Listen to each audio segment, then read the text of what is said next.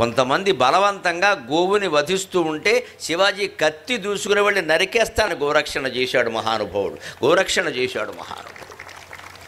ఇవాళ ఎన్ని లక్షల గోవుల వధ పండుగల పేరు మీద జరుగుతోందో అందరికీ తెలుసు. చంపేవాడిది ఎంత తప్పో అమ్మేవాడిది అంతే తప్పే కదండి. ఎలా అమ్ముతున్నారండి? చంపేవాడు వాడికి నమ్మకం లేకపోవచ్చు, గోవు అంటే గౌరవం లేకపోవచ్చు, మనకుందిగా మనమే అమ్ముతున్నాం. మరి మన సంగతి ఏమిటి? మార్పు ఇక్కడ రావాలి, ప్రపంచంలో కాదు, ముందు మనలో రావాలి. ఇక్కడ అదే గోహత్యలు శివాజీ కాలంలో జరిగితే కత్తి తీసుకెళ్ళి రాజు ముందు పరిపాలన మానేసి గోవధ నుంచి గోవుల్ని కాపాడేదండి. అంత శౌర్యం ఆయనకి ఎక్కడి నుంచి వచ్చింది అంటే చిన్నప్పుడు ఆయన నేర్చుకున్న విద్య ఏమిటో తెలుసా? ఈవేళ మనం చేర్పించిన ఇంగ్లీష్ మీడియం కాన్వెంట్లో ఇటువంటి విద్యాభ్యాసం నడుస్తుందేమో గమనించండి.